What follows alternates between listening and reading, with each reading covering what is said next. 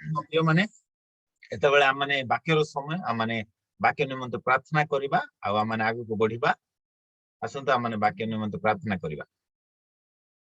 धन्यवाद प्रभु hallelujah thank you Jesus. हम को मध्य आद्याशा दास मैडम अच्छी से कटक जड़ित होती मुझे अनुरोध करी वाक्य निमंते संक्षिप्त प्रार्थना रे साहाय्य करेंगे। आद्याशा दास मैडम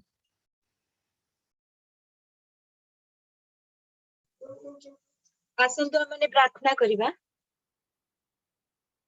धन्यवाद धन्यवाद धन्यवाद धन्यवाद धन्यवाद दोची प्रभु तुम आम को केते दया केते अनुग्रह कल प्रातटार वर्तमान पर्यंत तुम आम को धरी रखिल पुणी आई समय सुंदर सुजोग देल तुम से पवित्र वाक्य को सुनिबा निमंते प्रभु सेति तुम महापवित्र नाम को धन्यवाद दोची प्रभु जो वाक्य अच्छी प्रभु ताहा तुमे भाई को मुख द्वारा प्रकाश कर पुणी प्रभु आम को से ज्ञान विशिष्ट अंतकरण प्रदान कर ताहाकु जेपरि आम माने बुझिबा को पारिबो।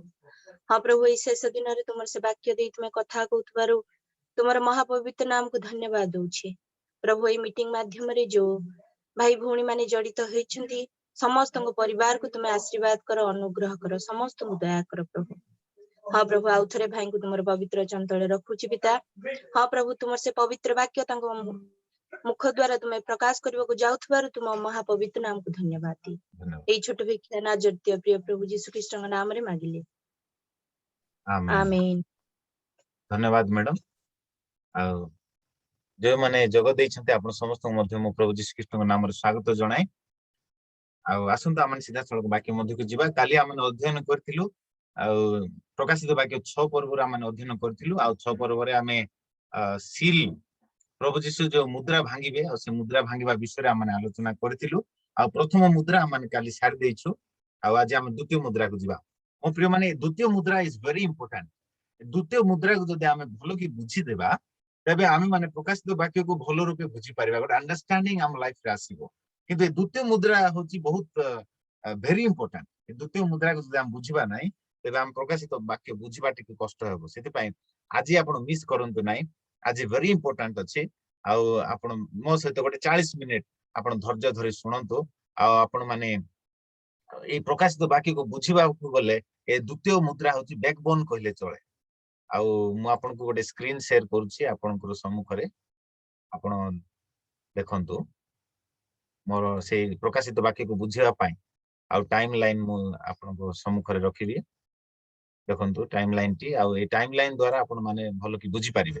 तेबे हम माने प्रथमे time line for the book of revelation प्रकाशित वाक्यर समय रेखा प्रथम चैप्टर हम अध्ययन करि गलु तापरे 2 नंबर और 3 नंबर चैप्टर हम अध्ययन करि गलु जहा कि मंडली समय रो कथा एबे मध्ये मंडली पृथ्वी रे अछि रैप्चर ए पर्यंत हेइ नै किंतु आगामी भविष्यत रे केउ समय रे केउ घड़ी रे केउ दिन रे रैप्चर होबा हम जानिनु सेति पय हम सुबोधि कन्या तुल्य प्रस्तुत होई तांकर आगमन रो अपेक्षा रे तांकर आगमन को हम प्रिय ज्ञान करबा आवश्यक।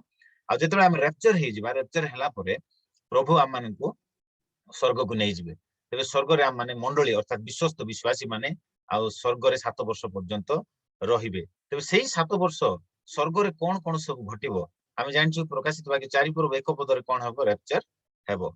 रैप्चर हेला परे 4 पर्व और 5 पर्व शिष्य जहन जो पात्म नामक द्वीप रे से एक दर्शन देखुछन्ती से दर्शन कोन ना स्वर्ग रे जो रैप्चर हेला परे स्वर्गर दृश्य की प्रकार थी scenario in heaven after the rapture rapture हेला परे स्वर्गर दृश्य की प्रकार थी ताहा वर्णना करी 4 एवं 5 पर्व से लेखुछन्ते। लेखिला परे तापरे 6 पर्व को आम माने आसिलु। तेबे 6 पर्व आम देखिबा आम 5 पर्व रे पढी गलु जे पितांको परमेश्वर पितांको सिंहासन उपविष्ट से अटंती आ तांको हस्त रे दक्षिण हस्त रे सप्त मुद्रा रे मुद्रांकित से पुस्तक अछि आ से पुस्तक प्रभु यीशु ही तांको हस्त रे नेबे आ प्रभु यीशु ही से मुद्रा सब भांगिबा पई योग्य बोली आमे सेति पर्यंत आमे देखिथिलु। आ प्रथम मुद्रा प्रभु यीशु जेतले भांगुछन्ती आ से कोठी से मुद्रा भांगुछन्ती स्वर्ग रे आ ताहा आमे 4-5 पर्व रे आमे देखि गलु।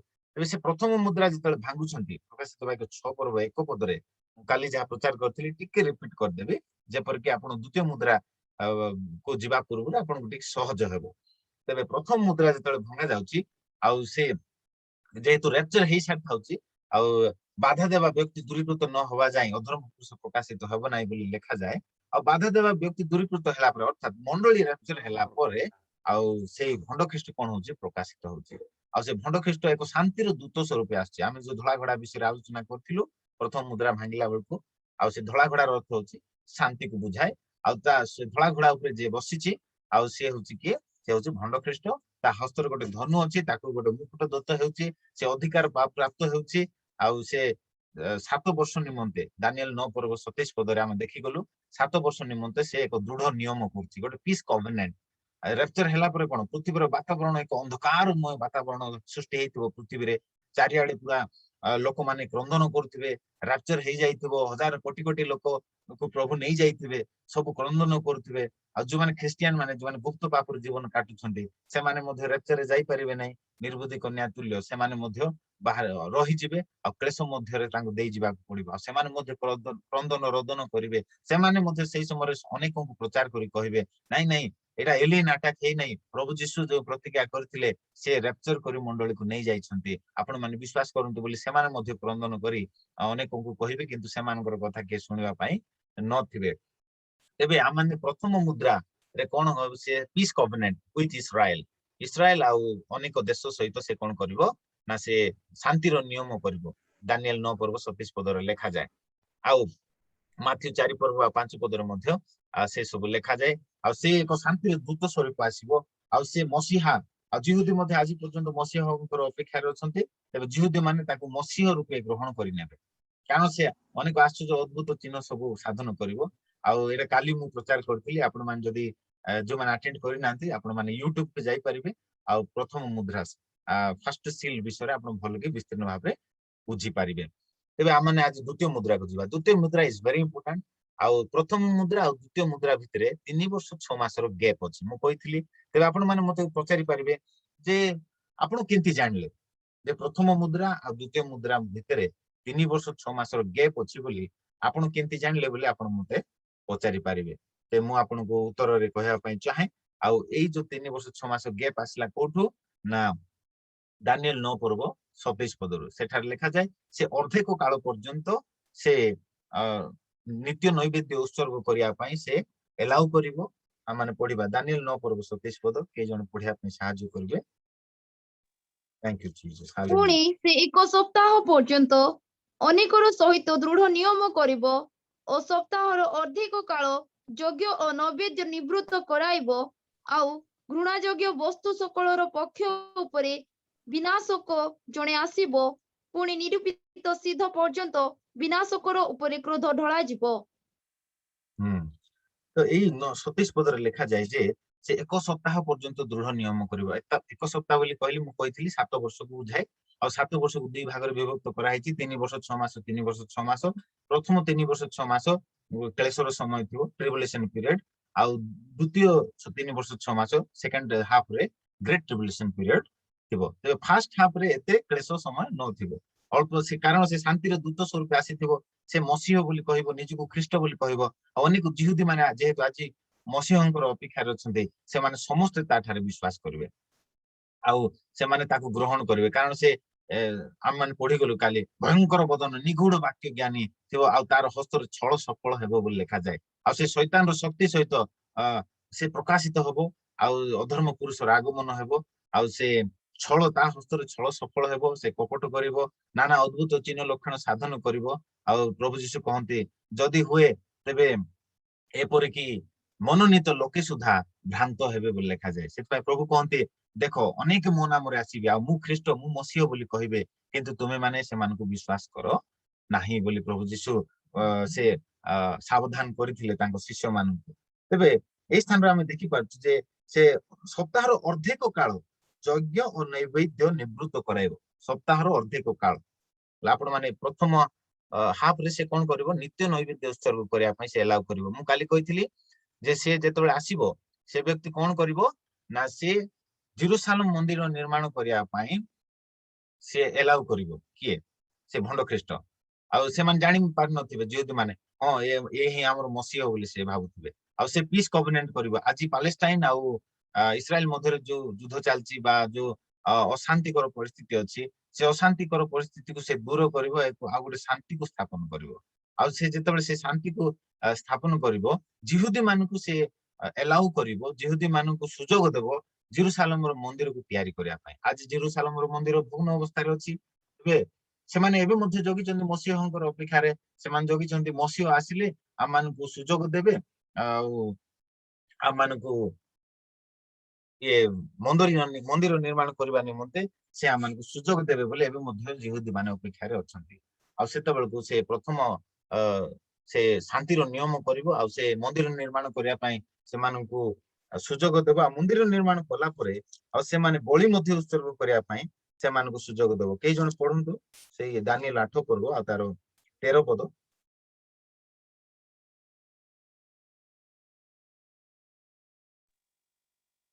ଏ ଉତ୍ତରେ ମୁଁ ଏକ ପବିତ୍ର ବ୍ୟକ୍ତି କଥା କହିବାର ଶୁଣିଲି। ଆଉ ଯେ କଥା କହିଲେ ତାଙ୍କୁ ଅନ୍ୟ ଏକ ପବିତ୍ର ବ୍ୟକ୍ତି ପଚାରିଲେ, ନିତ୍ୟ ହୋମବେଳୀ ଓ ଧ୍ୱଂସକାରୀ ଆଜ୍ଞା ଲଙ୍ଘନ ଓ ଦଳିତ ହେବା ନିମନ୍ତେ ଧର୍ମଧାମର ଓ ବାହିନୀର ସମର୍ପଣ ହେବା ବିଷୟକୁ ଯେଉଁ ଦର୍ଶନ ତାହା କେତେ କାଳ ପର୍ଯ୍ୟନ୍ତ ହେବ? तो 14 पद लेखा छै तोरे से मते कहले 200-300 संध्या और प्रातः काल पर्यंत तही उतारे धर्मधाम परिष्कृत हेबो। एई स्थान रे गोटे कैलकुलेशन लेखा जाए आ ए कैलकुलेशन ए जूम मीटिंग रे कहबाटा माने बुझी हेबो नै। कैलकुलेशन आउ केबे हम देखिबा। तबे इठी हम देखि परबा नित्य होम बळी 13 पद रे नित्य होम बळी और ध्वंसकारी आज्ञा लंघन और दलित हवा निमंते धर्मधामर बाहिनीर समर्पण हेबा विषय को। तो नित्य बळी होम बळी जिहुदी माने पुरातन नियम रे जेरुसालेम मंदिर रे नित्य होम बळी से माने उत्सर्ग करथिले। तबे से जेरुसालेम मंदिर निर्माण करिया पई भंड ख्रीष्ट जिहुदी माननकु सुजोग देबो। आ से माने मंदिर निर्माण कला परे से 7 वर्ष महाक्लेश रे आ प्रथम रे से कोन करबो प्रथम हाफ रे से समस्त नित्य नैवेद्य उत्सर्ग करिया पई समानकु सुजोग देबो। नित्य नैवेद्य उत्सर्ग करिला परे समान 3 वर्ष 6 मास जेपरि बीतिबो 3 वर्ष 6 मास बीतिला परे जेतले प्रभु यीशु ख्रीष्ट द्वितीय मुद्रा भांगिबे सेते बेलकु तार रूप पूरा परिवर्तित होई जिवो। मु आपण मानकु से वीडियो देखेबी। Thank you Jesus hallelujah. तार रूप पूरा परिवर्तित होई जिवो आ से धळा घोड़ारू लाल घोड़ा होई जिवो। माने ए प्रकार भाबे से निज रूप को परिवर्तन करिवो। आ माने वीडियो टी देखिबा। Thank you Jesus hallelujah. आ से वीडियो देखि आ माने बुझी परिबा आ भलो रूपे। धन्यवाद।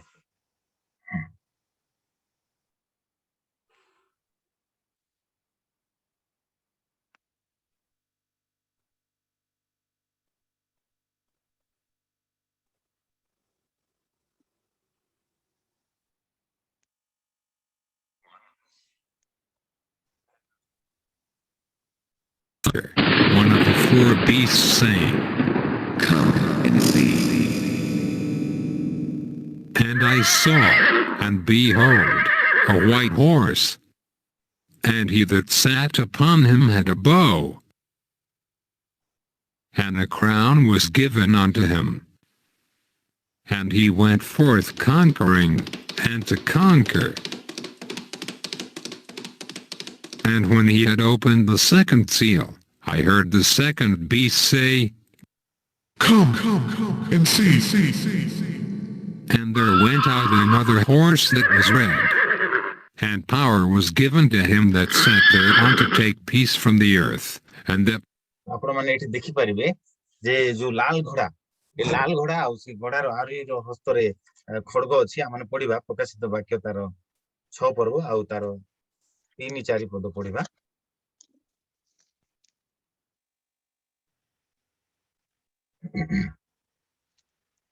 ମେଷ ଶାବକ ଯେତେବେଳେ ଦ୍ୱିତୀୟ ମୁଦ୍ରା ଭାଙ୍ଗିଲେ ସେତେବେଳେ ମୁଁ ଦ୍ୱିତୀୟ ପ୍ରାଣୀକି ଏହା କହୁଥିବା ଶୁଣିଲି, ଆସ।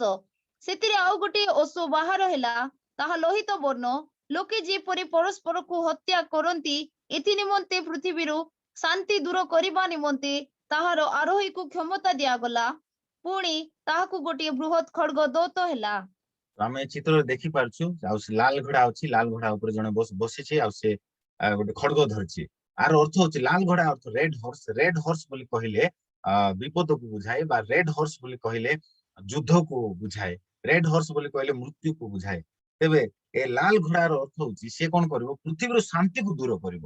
ତ ପ୍ରଥମେ ସେ ଶାନ୍ତିର ଦୂତ ପରି ଆସୁଛି କିନ୍ତୁ ଲାଲ ଘୋଡା ଯେତେବେଳେ ବାହାରୁଛି ଦ୍ୱିତୀୟ ମୁଦ୍ରା ଯେତେବେଳେ ପ୍ରଭୁ ଯୀଶୁ ଖ୍ରୀଷ୍ଟ ସ୍ୱର୍ଗରେ ଭାଙ୍ଗୁଛନ୍ତି ସେ ସେତେବେଳେ କଣ କରୁଛି ନା ସେଇ ଭଣ୍ଡ ଖ୍ରୀଷ୍ଟର ରୂପ ପରିବର୍ତ୍ତିତ ହେଇଯାଉଛି ଆଉ ସେ ନିଜକୁ ପ୍ରକାଶ କରୁଛି ସେ ପ୍ରକୃତ ଭାବେ ଭଣ୍ଡ ଖ୍ରୀଷ୍ଟ ଭାବେ ନିଜକୁ ସେ ପ୍ରକାଶ କରୁଛି ତେବେ ଦ୍ୱିତୀୟ ମୁଦ୍ରାରେ କଣ ପ୍ରଥମ ପଏଣ୍ଟ ହଉଛି କଣ ନା ଭଣ୍ଡ ଖ୍ରୀଷ୍ଟ ଗୋଟେ ୱାର୍ଲଡ ଲିଡର ଭାବେ ଗୋଟେ ଶାନ୍ତିର ଦୂତ ସ୍ୱରୂପ ଆସିଥିବ ଆଉ 3 ବର୍ଷ 6 ମାସ ସେ ଚାରିଆଡେ ଶାନ୍ତି ଶାନ୍ତି ନିରାପଦ ନିରାପଦ ବୋଲି କହୁଥିବ ତ ହଠାତ୍ ସେ କଣ ନିଜର ରୂପ ପରିବର୍ତ୍ତିତ କରିବ ଆଉ ଜେରୁସାଲେମ ମନ୍ଦିରରେ ଯୋଉ ନିତ୍ୟ ନୈବେଦ୍ୟ ଉତ୍ସର୍ଗ କରୁଥିବେ ଯୁହୁଦୀ ମାନେ ଆଉ ସେ ନିତ୍ୟ ନୈବେଦ୍ୟକୁ ଉତ୍ସର୍ଗ କରିବା ସେ ନିବୃତ୍ତ କରିବ ସେ ବନ୍ଦ କରିଦବ ଆଉ ସେ ଯେତେବେଳେ ବନ୍ଦ କରିଦବ ନିତ୍ୟ ନୈବେଦ୍ୟ ଉତ୍ସର୍ଗ କରିବା ବନ୍ଦ କରିବ ପୁଣି ସେ କଣ କରିବ ନା ସେ ସେଇ 3 ବର୍ଷ 6 ମାସ ପର୍ଯ୍ୟନ୍ତ ସେ ବହୁତ ଭୟଙ୍କର ଭାବେ ମହାକ୍ଲେଶ ସେ ଘଟାଇବ ମୋ ପ୍ରିୟ ମାନେ ଆଉ ଭେରି ଇମ୍ପୋର୍ଟାଣ୍ଟ ମୁଁ ଆପଣଙ୍କୁ ଆଜି 5ଟା ପଏଣ୍ଟ କହିବି ଆଉ ସେ ଯୋଉ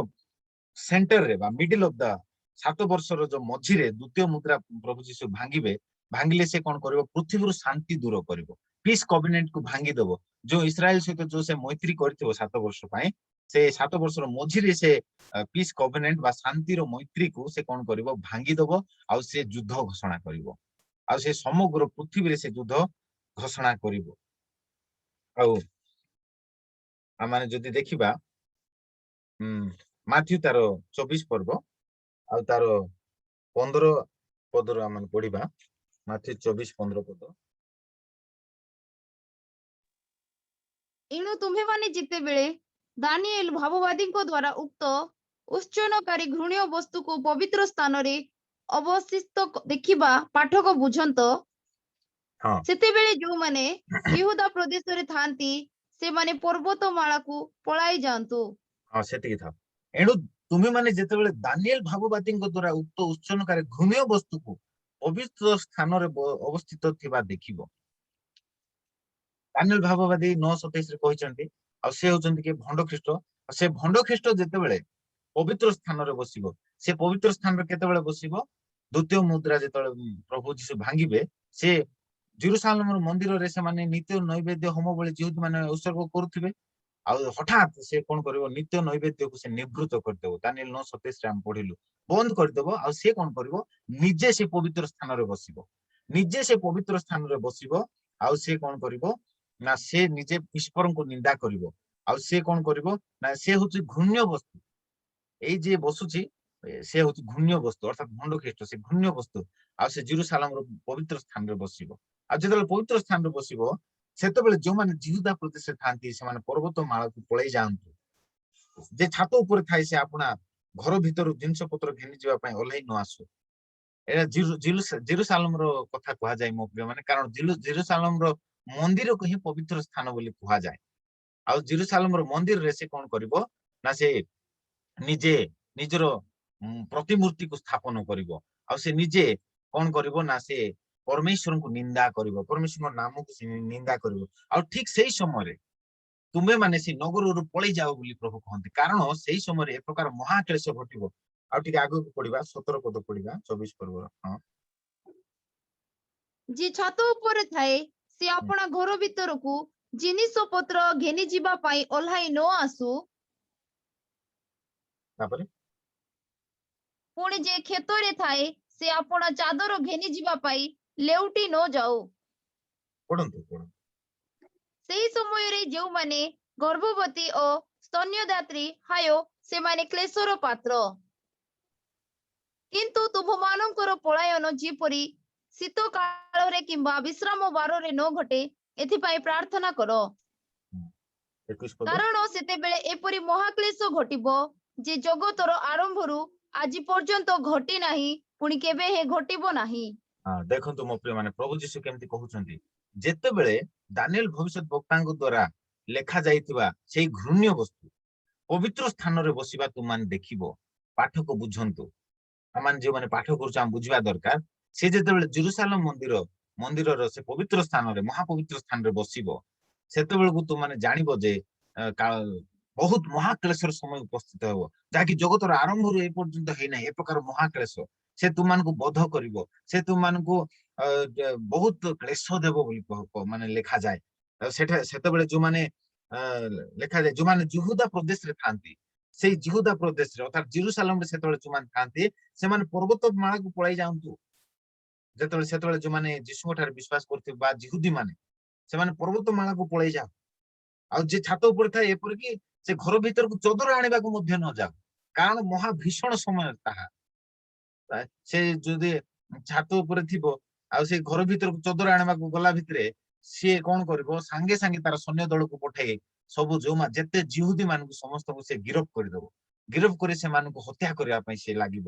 ଆଉ ସେଥିପାଇଁ ପ୍ରଭୁ କହନ୍ତି ଯେତେବେଳେ ତୁମେ ଜାଣିଦବ ଯେ ସେଇ ଯେ କି ନିଜକୁ ଶାନ୍ତିର ଦୂତ ଭାବରେ ପ୍ରକାଶ ହେଇକି ଆସିଲା, ସେ ଯେତେବେଳେ ସେ ପବିତ୍ର ସ୍ଥାନରେ ବସିଯିବ, ସେଇ ସମୟରେ ତୁମେ ଜାଣିଦବ ଯେ ସିଏ ହିଁ ଖଣ୍ଡ ଖ୍ରୀଷ୍ଟ। ଆଉ ସେତେବେଳେ ତୁମେ ପର୍ବତକୁ ପଳାୟନ କର। ପୁଣି ଯେ କ୍ଷେତରେ ଥାଏ ସେ ଆପଣ ଚାଦର ଘେନି ଯିବା ପାଇଁ ଲେଉଟି ନ ଯାଉ।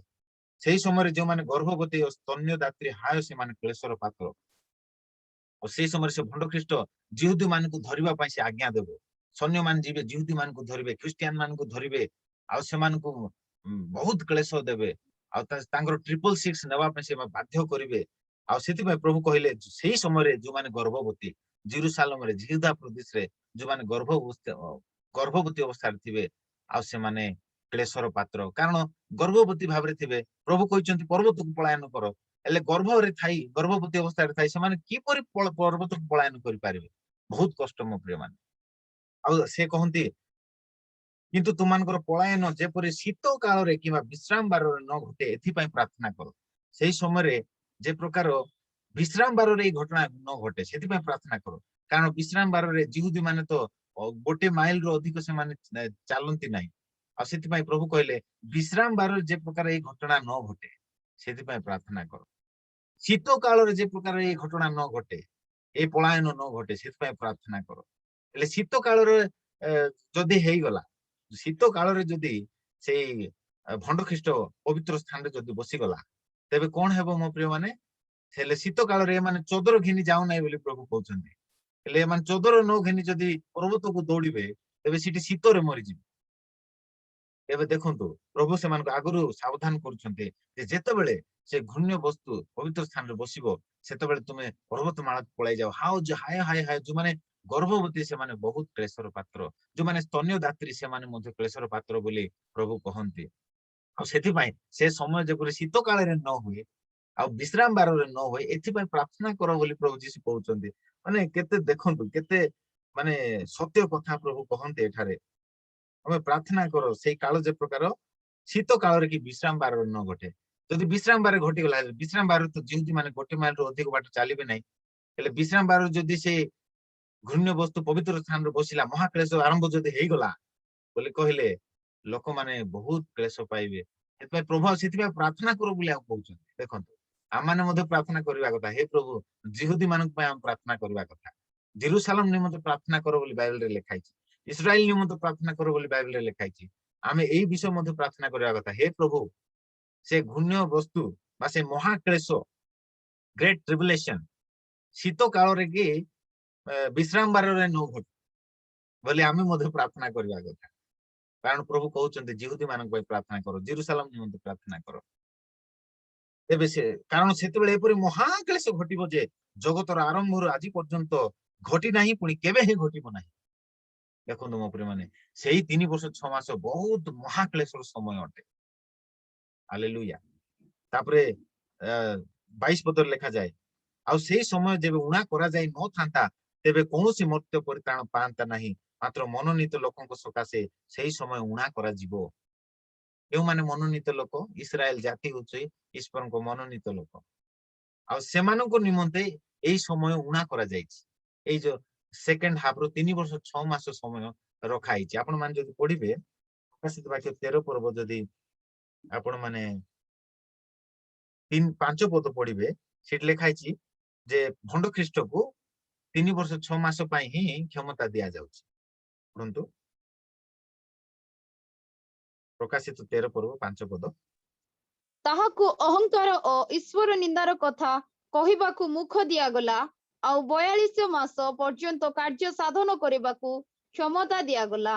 ଦେଖନ୍ତୁ ସେଇ ଭଣ୍ଡ ଖ୍ରୀଷ୍ଟକୁ କେତେ ମାସ ପର୍ଯ୍ୟନ୍ତ କ୍ଷମତା ଦିଆଯାଉଛି? 42 ମାସ। 42 ମାସ ବୋଲି କହିଲେ 3 ବର୍ଷ 6 ମାସ। ସେଥିପାଇଁ ଯୀଶୁ କହିଲେ ସେଇ ସମୟ ଯଦି ଉଣା କରାଯାଇ ନଥାନ୍ତା ତେବେ କୌଣସି ମର୍ତ୍ତ୍ୟ ପରିତ୍ରାଣ ପାଇ ନଥାନ୍ତା। जदि शैतान को अधिक समय मिल जाइथांता बोले कहले अधिकରୁ ଅଧିକ ଲୋକମାନଙ୍କୁ ସେ ହତ୍ୟା କରିଥାନ୍ତା। ତେବେ ପ୍ରଭୁଙ୍କ ଧନ୍ୟବାଦ ହେଉ ପ୍ରଭୁ ସେଇ ସମୟରେ ମଧ୍ୟ ଅନେକଙ୍କୁ ଦୟା କରିବେ ମୋ ପ୍ରିୟମାନେ। ଅନେକ କହନ୍ତି ଅନୁଗ୍ରହ ସମୟ ସରିଯିବ ବୋଲି। ମୋ ପ୍ରିୟମାନେ ମୁଁ ଆପଣଙ୍କୁ କହିବା ପାଇଁ ଚାହେଁ ଅନୁଗ୍ରହ ପରମେଶ୍ୱରଙ୍କ ଅନୁଗ୍ରହର ସମୟ ରାପ୍ଚର ପରେ ମଧ୍ୟ ଥିବ। ଆଉ ସେଇ ସମୟରେ ମଧ୍ୟ ଅନେକ ବିଜାତି ମାନେ ମଧ୍ୟ ଉଦ୍ଧାର ପାଇବେ। ମୁଁ ଆପଣମାନଙ୍କୁ ତାହା ଆଗକୁ ମୁଁ ଏକ୍ସପ୍ଲେନ କରିବି। କାରଣ ପ୍ରଭୁ ପ୍ରେମ ଦୟାଳୁ ପରମେଶ୍ୱର ଅଟନ୍ତି। ଅନେକ କହିବେ ଯେ କ୍ଲେଶ ସମୟରେ ଖାଲି ଜିହୁଦୀ ମାନେ ଉଦ୍ଧାର ପାଇବେ, 1,40,000 ଜିହୁଦୀ, ଆଉ ବିଜାତି ମାନେ ଉଦ୍ଧାର ପାଇବେ ନାହିଁ ବୋଲି ଅନେକ କହିବେ। କିନ୍ତୁ ପ୍ରଭୁ ଅନେକଙ୍କୁ ଉଦ୍ଧାର କରିବେ। ଆଉ ସେଇ ସମୟରେ ମଧ୍ୟ ପ୍ରଚାର କାର୍ଯ୍ୟ ହେବ। 1,40,000 ଜିହୁଦୀ ମାନେ ପ୍ରଚାର କରିବେ, 2 ସାକ୍ଷୀ ପ୍ରଚାର କରିବେ, ପୁଣି ତାପରେ ଆହୁରି 3 ଜଣ ଦୂତ ଉଡି ଉଡି ପ୍ରଚାର କରିବେ। ମୁଁ ଆପଣଙ୍କୁ ଏବେ ସେ ବାକ୍ୟ ଦେଖେଇବି। 3 ଜଣ ଦୂତ ଉଡି ଉଡି ପ୍ରଚାର କରିବେ, 2 ଜଣ ସାକ୍ଷୀ ଆସିବେ, ସେମାନେ ମଧ୍ୟ ସୁସମାଚାରକୁ ପ୍ରଚାର କରିବେ। ପୁଣି 1,40,000 ଜିହୁଦୀକୁ ପ୍ରଭୁ ମୁଦ୍ରାଙ୍କିତ କରିବେ, ମନୋନୀତ କରିବେ ପ୍ରଚାର କରିବା ପାଇଁ। ସେ କ୍ଲେଶ ସମୟରେ ମଧ୍ୟ ପ୍ରଚାର କାର୍ଯ୍ୟ ହେବ ମୋ ପ୍ରିୟମାନେ এই ପୃଥିବୀରେ। ତେବେ ସେଇ ସମୟରେ ମଧ୍ୟ ପ୍ରଭୁ ଅନେକଙ୍କୁ ଉଦ୍ଧାର କରିବେ, ଜିହୁଦୀ ମାନଙ୍କୁ ଉଦ୍ଧାର କରିବେ, ବିଜାତି ମାନଙ୍କୁ ଉଦ୍ଧାର କରିବେ। କାରଣ ଆମ ପ୍ରଭୁ ଚାହାନ୍ତି ଯେ ଗୋଟେ ବି ଆତ୍ମା ନଷ୍ଟ ନ ହୁଏ, କିନ୍ତୁ ସେଇ ଆତ୍ମା ମାନେ ମନ ଫେରାଇ ସେମାନେ ରକ୍ଷା ପ୍ରାପ୍ତ ହୁଅନ୍ତୁ। ସେଥିରେ ପରମେଶ୍ୱରଙ୍କ ପରମ ସନ୍ତୋଷ। ତେବେ ସେଇ ପରମେଶ୍ୱର ଆମମାନଙ୍କୁ କେବେ ମଧ୍ୟ ତ୍ୟାଗ କରିବେ ନାହିଁ, କେବେ ବି ଛାଡିବେ ନାହିଁ। ସେଇ ସମୟରେ ମଧ୍ୟ ଲୋକମାନଙ୍କୁ ପ୍ରଭୁ ରକ୍ଷା କରିବାରେ ଲାଗିଥିବେ। ସେଇ ସମୟରେ ଯୋଉମାନେ ଯୀଶୁଙ୍କ ପାଇଁ ଜୀବନ ଦେବେ ସେମାନେ ପରିତ୍ରାଣ ପାଇଯିବେ। ହାଲେଲୁୟା। ସେଥିପାଇଁ ଲେଖାଯାଏ ସେଇ ସମୟରେ ଯୋଉମାନେ ପ୍ରଭୁଙ୍କ ନାମ ଧରି ପ୍ରାର୍ଥନା କରିବେ ସେମାନେ ଉଦ୍ଧାର ପାଇଯିବେ। କାରଣ ସେ ଭଣ୍ଡ ଖ୍ରୀଷ୍ଟ ଏ ବେକ ପାଖରେ ତାଙ୍କର ତାର ଖଣ୍ଡା ରଖିଥିବ। ଏ ବେକ ପାଖରେ ଖଣ୍ଡା ରଖିବ, କହିବ ତୁ ଯୀଶୁଙ୍କୁ ବିଶ୍ୱାସ କରିବୁ କି? ହଁ ବୋଲି କହିଲେ କାଟିଦବ। ଆଉ ଯଦି ନାଇଁ ଖଣ୍ଡା ଏଇଠି ରଖିଥିବ, ଯୀଶୁଙ୍କୁ ବିଶ୍ୱାସ କରିବି ନାହିଁ ବୋଲି କହିଲେ ହଉ ଠିକ ଅଛି ଛାଡିଦେବି, ନେ ତୁ ମୋର ଚିହ୍ନ ଗ୍ରହଣ କରେ, 666 ଚିହ୍ନ ଗ୍ରହଣ କରେ ବୋଲି ସେ କହିବ। ଆଉ ସେଇ ସମୟରେ ଯୋଉମାନେ ଯୀଶୁଙ୍କ ପାଇଁ ଏଇ ପାଖରେ ଖଣ୍ଡା ସେ ଲଗେଇବେ, ଆଉ ଯୀଶୁଙ୍କୁ ମୁଁ ମାନିବି ବୋଲି ଯୋଉମାନେ କହିଦେବେ ସେ ବେକ କାଟିଦେବେ। ଅର୍ଥାତ ସେଇ ମହାକ୍ଲେଶର ସମୟରେ ଲୋକମାନେ ନିଜର ଜୀବନ ଦେଇକି ସେମାନେ ପରିତ୍ରାଣକୁ କିଣିବେ। ଆଜି ତ ବିନା ମୂଲ୍ୟରେ ପରିତ୍ରାଣ, ଆଜି ତ ଅନୁଗ୍ରହର ସମୟ, ବିନା ମୂଲ୍ୟରେ ପରିତ୍ରାଣ ଆମେ ପାଉଛୁ। କିନ୍ତୁ ସେଇ ସମୟରେ ନିଜର ଜୀବନ ଦେଇ ପରିତ୍ରାଣକୁ ଆମେ କିଣିବାକୁ ପଡିବ। ତେବେ ମୋ ପ୍ରିୟମାନେ ରେପ୍ଚରରେ, ସେଥିପାଇଁ ରେପ୍ଚରରେ ପଳେଇ ଯିବାଟା ଭଲ। ମହାକ୍ଲେଶ ସମୟରେ ଆମେ ରହିବା ନାହିଁ ମୋ ପ୍ରିୟମାନେ। ମୁଁ ମଧ୍ୟ ଆପଣଙ୍କୁ ଅନୁରୋଧ କରୁଛି ମହାକ୍ଲେଶ ସମୟରେ ରୁହନ୍ତୁ ନାହିଁ, ରେପ୍ଚରରେ ପଳେଇ ଯାଆନ୍ତୁ। ଯଦି କିଛି ଭୁଲ ଭଟକା ଅଛି ତାକୁ ସୁଧାରିକି କ୍ଷମା ମାଗିକିରି ପ୍ରଭୁଙ୍କ ସହିତ ପୁନର୍ବାର ମିଳିତ ହେଇଯାଆନ୍ତୁ। ଆଉ ଗୋଟେ ପବିତ୍ର ଆଉ ଧାର୍ମିକ ଜୀବନ କାଟନ୍ତୁ, ସୁବୁଦ୍ଧି କନ୍ୟା ତୁଲ୍ୟ। ଏଇ ମହାକ୍ଲେଶ ମଧ୍ୟକୁ ଯାଆନ୍ତୁ ନାହିଁ ମୋ ପ୍ରିୟମାନେ। ପ୍ରଭୁ ଆସିଛନ୍ତି କନ୍ୟାକୁ ନେବା ପାଇଁ, ସେ ମଣ୍ଡଳୀର କନ୍ୟା ଗଣକୁ ନେବା ପାଇଁ ଆସୁଅଛନ୍ତି। ପ୍ରଭୁ ଯୀଶୁ ଶୀଘ୍ର ଆସୁଅଛନ୍ତି। ହାଲେଲୁୟା। ମୋ ପ୍ରିୟମାନେ ଏଇ ସ୍ଥାନରେ ପ୍ରଭୁ କହନ୍ତି, ସେଇ ମାଥ୍ୟୁ ତାର 24 ପର୍ବକୁ ପୁନର୍ବାର ଆମେ ଯିବା। 22 ପଦ ଆମେ ପଢିଗଲୁ। 23 ପଦ, ସେତେବେଳେ ଦେଖ ଖ୍ରୀଷ୍ଟ ଏଠାରେ କିମ୍ବା ସେଠାରେ କେହି ଯେବେ ତୁମମାନଙ୍କୁ ଏପରି କହିବେ ତେବେ ତାହା ବିଶ୍ୱାସ କର ନାହିଁ। ମୋ ପ୍ରିୟମାନେ ଏଇ ଯୋଉ ମାଥ୍ୟୁ 24 ପର୍ବ ବୁଝିବାଟା ଟିକେ କଷ୍ଟ, ମୁଁ ଆପଣଙ୍କୁ କହିଦେଇଥାଉଛି। ମାଥ୍ୟୁ 24 ପର୍ବ ତାର 4 ପଦରୁ ନେଇକି ପାଖାପାଖି 31 ପଦ ପର୍ଯ୍ୟନ୍ତ, ପାଖାପାଖି 30 ପଦ ପର୍ଯ୍ୟନ୍ତ ହଉଛି ଏହା ମହାକ୍ଲେଶର ସମୟକୁ ବର୍ଣ୍ଣନା କରାଯାଇଛି ମୋ ପ୍ରିୟମାନେ। ମାଥ୍ୟୁ ତାର 24 ପର୍ବ 4 ପଦରୁ ଆରମ୍ଭ କରି 30 ପଦ ପର୍ଯ୍ୟନ୍ତ ଏହା ମହାକ୍ଲେଶର ସମୟକୁ ବର୍ଣ୍ଣନା କରାଯାଇଛି। ଆପଣ ଘରେ ଷ୍ଟଡି କରନ୍ତୁ। ମହାକ୍ଲେଶ ସମୟରେ 4 ପଦରେ ମୁଁ କହିଗଲି, ସେ 24 ପର୍ବ 4 ପଦରେ ସେଥିରେ ଯୀଶୁ ସେମାନଙ୍କୁ ଉତ୍ତର ଦେଲେ, ସାବଧାନ କେହି ଯେପରି ତୁମମାନଙ୍କୁ ଭ୍ରାନ୍ତ ନ କରେ, କାରଣ ଅନେକ ମୋ ନାମରେ ଆସି ମୁଁ ଖ୍ରୀଷ୍ଟ ବୋଲି କହି ଅନେକଙ୍କୁ ଭ୍ରାନ୍ତ କରିବେ। ତ ସେ ଶାନ୍ତିର ଦୂତ ସ୍ୱରୂପ ସେ ଯେତେବେଳେ ଆସୁଛି ସେ ନିଜକୁ ଖ୍ରୀଷ୍ଟ ବୋଲି କହୁଛି। ତେବେ ସେ ମାଥ୍ୟୁ 24 ପର୍ବ ଆମେ ଏବେ ପଢିବା, 24 ପଦ ପଢିବା। ଏ ଜଣେ ସାହାଯ୍ୟ କରନ୍ତୁ। କାରଣ ଭଣ୍ଡ ଖ୍ରୀଷ୍ଟ ମାନେ ଓ ଭଣ୍ଡ ଭାବବାଦୀ ମାନେ ଉଠି ଏପରି ମହା ଚିହ୍ନ ଓ ଅଦ୍ଭୁତ କର୍ମ ମାନ ଦେଖାଇବେ ଯେ ଯଦି ସମ୍ଭବ ହୁଏ ତେବେ ମନୋନୀତ ଲୋକଙ୍କୁ ସୁଦ୍ଧା ଭ୍ରାନ୍ତ କରିବେ। ମନୋନୀତ ଲୋକଙ୍କୁ ସୁଦ୍ଧା ଭ୍ରାନ୍ତ କରିବେ। ତାପରେ ଆଗକୁ ପଢିବା, 27 ଯାଏଁ ପଢିବା। ଦେଖ ମୁଁ ପୂର୍ବରୁ ତୁମ୍ଭମାନଙ୍କୁ ଜଣାଇଲି, ଅତଏବ ଦେଖ ସେ ପ୍ରାନ୍ତରରେ ଅଛନ୍ତି। ଲୋକେ ଯଦି ତୁମ୍ଭମାନଙ୍କୁ ଏହି କଥା କହିବେ ତେବେ ବାହାରି ଯାଅ ନାହିଁ। ଦେଖ ସେ ଗୁପ୍ତ କୋଠରୀରେ ଅଛନ୍ତି। ଯଦି ଏହା କହିବେ ତେବେ ତାହା ବିଶ୍ୱାସ କର ନାହିଁ। କାରଣ ବିଜୁଳି ଯେପରି ପୂର୍ବ ଦିଗରୁ ମାରି ପଶ୍ଚିମ ଦିଗ ପର୍ଯ୍ୟନ୍ତ ଦେଖାଯାଏ, ସେପରି ମନୁଷ୍ୟ ପୁତ୍ରଙ୍କର ଆଗମନ ହେବ। ସେପରି ମନୁଷ୍ୟ ପୁତ୍ରଙ୍କର ଆଗମନ ହେବ ମନୁଷ୍ୟ ପୁତ୍ର ଏପରି ଆଗମନ କରିବେ ଅର୍ଥାତ୍ ଏଟା ପ୍ରକାଶ ଆଗମନ ବିଷୟରେ ପ୍ରଭୁ ଯୀଶୁ କହନ୍ତି ସେତେବେଳେ ଯେତେବେଳେ କ୍ଲେଶ ସରିଯିବ କ୍ଲେଶ ସରିଲା ପରେ 7 ବର୍ଷ ଯୋଉ ଲାଷ୍ଟ ସେକେଣ୍ଡ ହାଫ୍ ର 3 ବର୍ଷ 6 ମାସର କ୍ଲେଶ ସରିଗଲା ପରେ ପ୍ରଭୁ ଯୀଶୁ ପ୍ରକାଶ ଆଗମନ କରିବେ ସେଥିପାଇଁ ପ୍ରଭୁ କହନ୍ତି ଆଉ ସେତେବେଳେ ଯେତେବେଳେ ପ୍ରଭୁ ଯୀଶୁ ପ୍ରକାଶ ଆଗମନ କରିବେ ପ୍ରତ୍ୟେକ ଚକ୍ଷୁ ତାଙ୍କୁ ଦେଖିବ ପ୍ରତ୍ୟେକ ଜିହ୍ବା ତାଙ୍କୁ କହିବ ଯେ ଯୀଶୁ ଖ୍ରୀଷ୍ଟ ହିଁ ପ୍ରଭୁ ମୁଁ କହିଥିଲି ଗୁପ୍ତ ଆଗମନରେ କେହି ମଧ୍ୟ ଯୀଶୁଙ୍କୁ ଦେଖିପାରିବେ ନାହିଁ ରାପ୍ଚର ଟାଇମରେ ଖାଲି ଖ୍ରୀଷ୍ଟିଆନ ମାନେ ହିଁ ତାଙ୍କୁ ଦେଖିପାରିବେ ଆଉ ତାଙ୍କ ତୁରୀକୁ ଶୁଣିପାରିବେ କିନ୍ତୁ ପ୍ରକାଶ ଆଗମନ ସମୟରେ ସମସ୍ତେ ମାନେ ତାଙ୍କର ଆଗମନ କରିବାଟା ଦେଖିବେ ବୋଲି ମୁଁ କହିଥିଲି ଆଉ ତାହା 19 ପର୍ବରେ ଆମେ ଭଲକି ଆଲୋଚନା କରିବା କିନ୍ତୁ ଆମେ ଏତିକି ଜାଣିବା ଯୀଶୁ କହନ୍ତି ସାବଧାନ ଏଇ ଯେପରି ତୁମକୁ ଭ୍ରାନ୍ତ ନ କରେ ଅନେକ ମୋ ନାମରେ ଆସିବେ ମୁଁ ଖ୍ରୀଷ୍ଟ ବୋଲି କହିବେ କିନ୍ତୁ ଆଉ ଅନେକ ଭଣ୍ଡ ଭାବବାଦୀ ମାନେ ନାନା ଚିହ୍ନ ଅଦ୍ଭୁତ କର୍ମ ଗୁଡାକ ସାଧନ କରିବେ ଆଉ ତୁମମାନଙ୍କୁ ସେ ଭ୍ରାନ୍ତ କରିବେ ବୋଲି କହନ୍ତି ଆପଣ ଯଦି ପ୍ରକାଶିତ 13 ପର୍ବ ଭଲକି ପଢିବେ ସେଠାରେ ଲେଖାଯାଏ ଭଣ୍ଡ ଖ୍ରୀଷ୍ଟ ଆଉ ଭଣ୍ଡ ଭାବବାଦୀ ବିଷୟରେ ସେମାନେ ନାନା ଚିହ୍ନ ଅଦ୍ଭୁତ ଲକ୍ଷଣ ସାଧନ କରିବେ ଆଉ ନିଜର ପ୍ରତିମାକୁ ସେମାନେ ନିର୍ମାଣ କରିବେ ଆଉ କହିବେ ଏଇ ପଶୁର ପ୍ରତିମାକୁ ପ୍ରଣାମ କର ଯଦି ପ୍ରଣାମ ନ କରିବ 666 ଆମର ଚିହ୍ନ ଯଦି ଗ୍ରହଣ ନ କରିବ ତେବେ ଆମେ ତୁମକୁ ବଦ୍ଧ କରିବୁ ବୋଲି ସେମାନେ ୱାର୍ଣ୍ଣିଂ ଦେବେ ଆଉ ଯୋଉମାନେ ଗ୍ରହଣ କରିବେ ସେ ଚିହ୍ନ ଗ୍ରହଣ କରିବେ ସେମାନଙ୍କୁ ସେ କିଛି କରିବ ନାହିଁ କିନ୍ତୁ ସେମାନେ ଈଶ୍ୱରଙ୍କୁ କ୍ରୋଧର ପାତ୍ର ହେବେ ବୋଲି ବାଇବେଲରେ ଲେଖାଯାଏ ସେମାନଙ୍କୁ ଅଗ୍ନି ଗନ୍ଧକ ପ୍ରଜ୍ୱଳିତ ହ୍ରଦରେ ପକାଯିବ ବୋଲି ବାଇବେଲରେ ଲେଖାଯାଏ ଆମେ ତାହା ଆଗକୁ ଦେଖିବା ତେବେ 29 ଆଉ 30 ପଦ ଟିକେ ପଢନ୍ତୁ ସେଇ 24 ପର୍ବ ମାତ୍ର ସେହି ସମୟର କ୍ଲେଶ ଉତ୍ତାରେ ଅକସ୍ମାତ୍ ସୂର୍ଯ୍ୟ ଅନ୍ଧକାରମୟ ହେବ ଓ ଚନ୍ଦ୍ର ଆଲୋକ ଦେବ ନାହିଁ ପୁଣି ନକ୍ଷତ୍ରମାଳା ଆକାଶରୁ ସ୍ଖଳିତ ହେବେ ଓ ଆକାଶ ମଣ୍ଡଳର ଶକ୍ତି ସମୂହ ବିଚଳିତ ହେବ ସେତେବେଳେ ଆକାଶରେ ମନୁଷ୍ୟ ପୁତ୍ରଙ୍କର ଲକ୍ଷଣ ଦେଖାଯିବ ପୁଣି ସେ ସମୟରେ ପୃଥିବୀର ସମସ୍ତ ଗୋଷ୍ଠୀ ବିଳାପ କରିବେ ଏବଂ ମନୁଷ୍ୟ ପୁତ୍ରଙ୍କୁ ମହାପରାକ୍ରମ ଓ ମହିମା ସହ ଆକାଶର ମେଘମାଳରେ ଆଗମନ କରିବା ଦେଖିବେ ହଁ 29 ପଦରେ ଲେଖାଯାଏ ମାତ୍ର ସେଇ ସମୟର କ୍ଲେଶ ଉତ୍ତାରେ ଧ୍ୟାନ ଦିଅନ୍ତୁ ପ୍ରଭୁ ଯୀଶୁ ଏଇ 24 ପର୍ବ ତାର 4 ପଦରୁ 28 ପଦ ପର୍ଯ୍ୟନ୍ତ ଏ ମହାକ୍ଲେଶର ସମୟ ବର୍ଣ୍ଣନା କଲେ ବର୍ଣ୍ଣନା କଲା ପରେ ସିଏ କଣ କଲେ ବର୍ଣ୍ଣନା କଲା ପରେ ସିଏ କଣ କହିଲେ 29 ପଦରେ ସେ କହିଲେ ମାତ୍ର ସେଇ ସମୟର କ୍ଲେଶ ଉତ୍ତାରେ ସେଇ ସମୟରେ କଣ କ୍ଲେଶ ଉତ୍ତାରେ ଦେଖନ୍ତୁ ଏଇ କ୍ଲେଶର ସମୟ ବର୍ଣ୍ଣନା କଲା ପରେ କହିଲେ ଏଇ କ୍ଲେଶ ଉତ୍ତାରେ ଅକସ୍ମାତ ସୂର୍ଯ୍ୟ ଅନ୍ଧକାରମୟ ହେବ ଓ ଚନ୍ଦ୍ର ଆଲୋକ ଦେବ ନାହିଁ ପୁଣି ନକ୍ଷତ୍ରମାଳା ଆକାଶରୁ ସ୍ଖଳିତ ହେବେ ଓ ଆକାଶ ମଣ୍ଡଳର ଶକ୍ତି ସମୂହ ବିଚଳିତ ହବ ସେତେବେଳେ ଆକାଶରେ ମନୁଷ୍ୟ ପୁତ୍ରଙ୍କର ଲକ୍ଷଣ ଦେଖାଯିବ କେତେବେଳେ ମୋ ପ୍ରିୟ ମାନେ ଯେତେବେଳେ ଏଇ କ୍ଲେଶ ଉତ୍ତାରେ ଏ ମହାକ୍ଲେଶ ଯେତେବେଳେ ସମାପ୍ତ ହେବ ସେତେବେଳେ ହଠାତ୍ ଆକାଶ ମଣ୍ଡଳରେ ମନୁଷ୍ୟ ପୁତ୍ରଙ୍କର ଚିହ୍ନ ଲକ୍ଷଣ ଦେଖାଯିବ ପୁଣି ସେ ସମୟରେ ପୃଥିବୀର ସମସ୍ତ ଗୋଷ୍ଠୀ ବିଳାପ କରିବେ ସେ ସମୟରେ ଯୋଉମାନେ ଶୈତାନର ଚିହ୍ନକୁ ନେଇଥିବେ ଆଉ ଶୈତାନର କୁ ୱାର୍ସିପ କରୁଥିବେ ଉପାସନା କରୁଥିବେ ପଶୁକୁ ଉପାସନା କରୁଥିବେ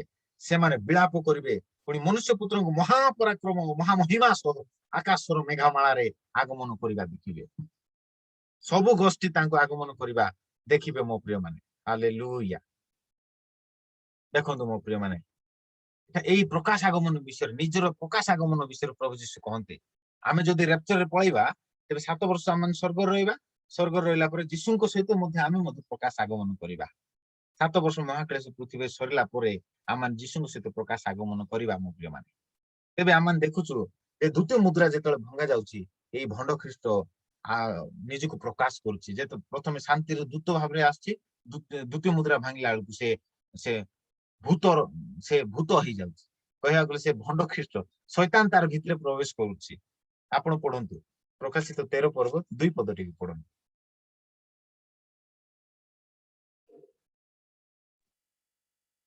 ଏହି ଯେଉଁ ପଶୁକୁ ଦେଖିଲି ତାହା ଚିତାବାଘ ପରି ତାହାର ପାଦ ଭାଲୁର ପାଦ ପରି ଓ ପାଟି ସିଂହର ପାଟି ପରି ସେହି ସର୍ପ ତାହାକୁ ଆପଣା ପରାକ୍ରମ ସିଂହାସନ ଓ ମହାକ୍ଷମତା ସମର୍ପଣ କଲା ସେଇ ସର୍ପ ତାହାକୁ ଆପଣା ପରାକ୍ରମ ସର୍ପ ବୋଲି କହିଲେ ଶୈତାନ ଏଇ ଶୈତାନ ସେଇ ପଶୁକୁ ଅର୍ଥାତ ଭଣ୍ଡ ଖ୍ରୀଷ୍ଟକୁ ପରାକ୍ରମ ସିଂହାସନ ଓ ମହାକ୍ଷମତା ସମର୍ପଣ କଲା ଦେଖନ୍ତୁ ଆଉ ସେ ଶୈତାନର ସେ ମହାକ୍ଷମତା ସେ ପରାକ୍ରମ ସେ ଶକ୍ତିକୁ ବ୍ୟବହାର କରି ସେ କଣ କରିବ ନା 3 ବର୍ଷ 6 ମାସ ପର୍ଯ୍ୟନ୍ତ ସାଧୁ ମାନଙ୍କୁ କ୍ଲେଶ ଦେବ ପଢନ୍ତୁ 7 ପଦ ଟିକେ ପଢନ୍ତୁ 6 ଆଉ 7 ପଢନ୍ତୁ 13 ପର୍ବ 6-7 ପଦ ସେଥିରେ ସେ ମୁଖ ପିଟାଇ ईश्वर निंदार कथा कही ताहांको नाम ओ ताहांको तंबू पुणी स्वर्ग निवासी मानकर निंदा कला समस्त साधुंको सहित युद्ध करिबाकू ओ सेमानंको उपरे जय लाभ करिबाकू ताहाकू क्षमता दत्त हैला आ समस्त गोष्ठी वंश भाषावादी और जाति उपरे ताहाकू क्षमता दिया गला। देखंतु माने से साधु मानकू युद्ध करी से जय करूछे। तेबे आसंतु एबे माने एई पदटी आमे जानि गलु।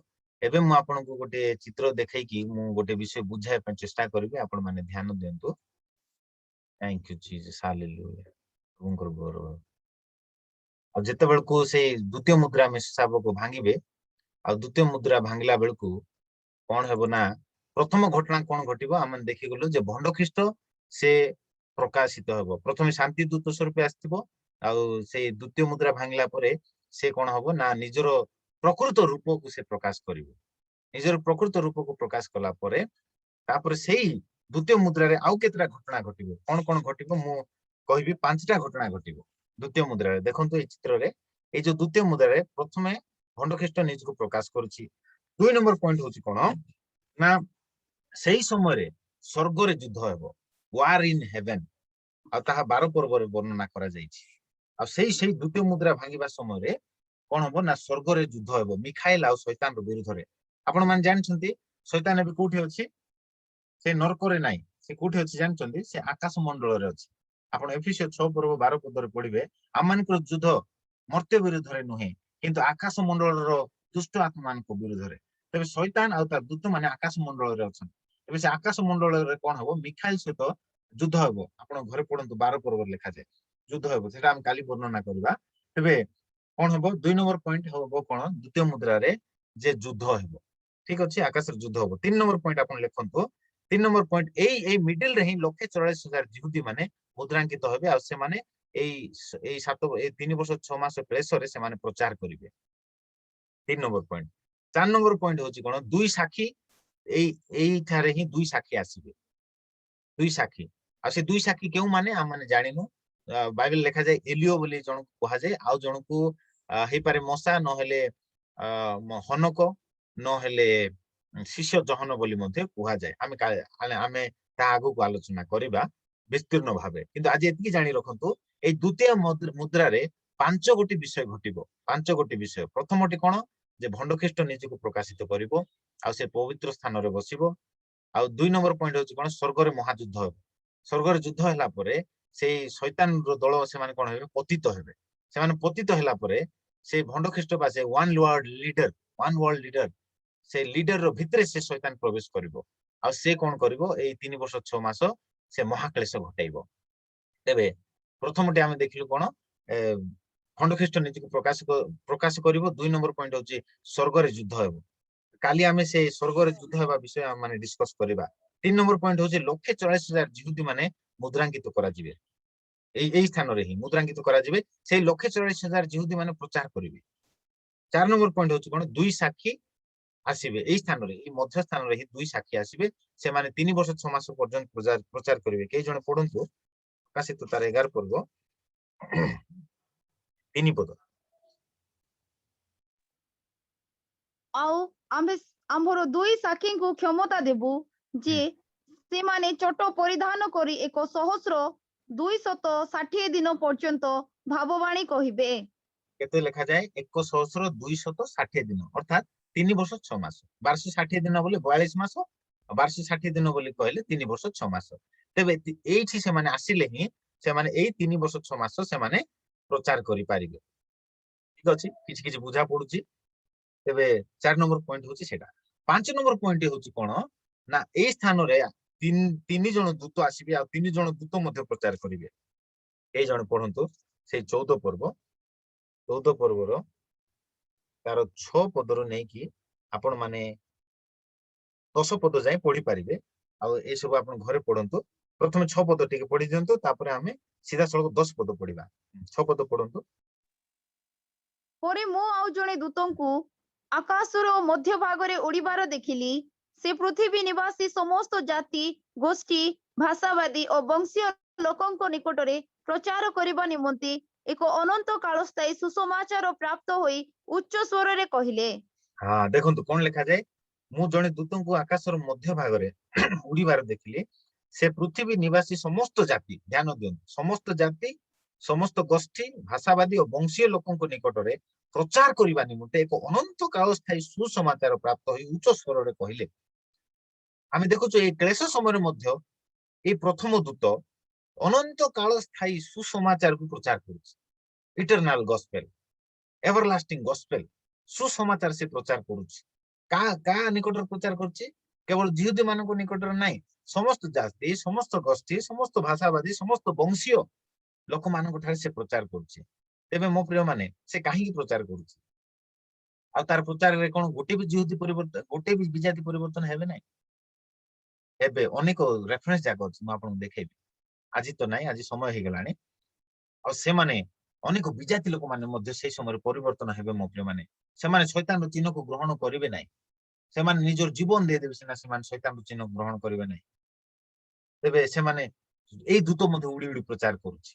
ତେବେ ଆମେ ଦେଖୁଛୁ 1260 ଦିନ ପାଇଁ ପର୍ଯ୍ୟନ୍ତ ସେ ଦୁଇ ସାକ୍ଷୀ ଆଶ୍ଚର୍ଯ୍ୟ କର୍ମ ଚିହ୍ନ ଅଦ୍ଭୁତ କାର୍ଯ୍ୟ ସାଧନ କରି ପ୍ରଚାର କରିବେ। ଆଉ ଅନେକ ଲୋକ ପରିବର୍ତ୍ତନ ହେବେ। 1,40,000 ଜିହୁଦୀ ମାନଙ୍କୁ ମନୋନୀତ କରିବେ ପ୍ରଭୁ। ଏବେ ଯେମିତି ମଶାଙ୍କୁ ପ୍ରଭୁ ମନୋନୀତ କଲେ, ଆଉ ମିଶ୍ର ଦେଶରୁ ଇସ୍ରାଏଲ ମାନଙ୍କୁ ସେ ବନ୍ଧନରୁ ବାହାର କରି ଆଣିବା ପାଇଁ, ଠିକ ସେଇ ପ୍ରକାର ସେ ମହାକ୍ଲେଶ ସମୟରେ 1,44,000 ଜିହୁଦୀକୁ ପ୍ରଭୁ ମୁଦ୍ରାଙ୍କିତ କରିବେ ପ୍ରଚାର କରିବା ପାଇଁ। ହାଲେଲୁୟା।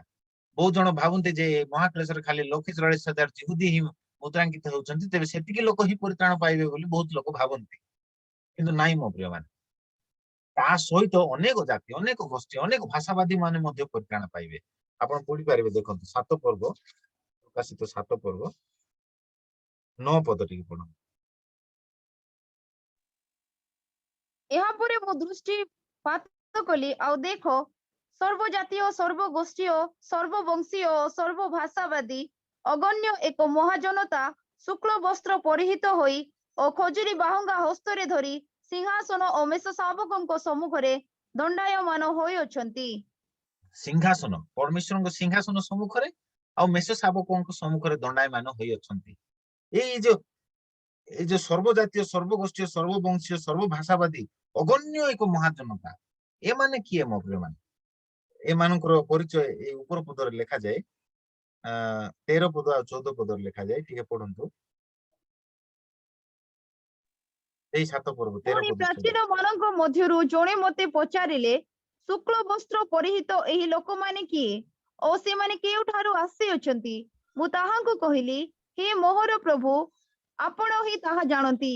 ସେଥିରେ ସେ ମତେ କହିଲେ, ଏମାନେ ମହାକ୍ଲେଶରୁ ବାହାରି ଆସିଅଛନ୍ତି ଓ ମେଷ ଶାବକଙ୍କ ରକ୍ତରେ ଆପଣା ଆପଣା ବସ୍ତ୍ର ଧୋଇ ଶୁକ୍ଳ ବର୍ଣ୍ଣ କରିଅଛନ୍ତି।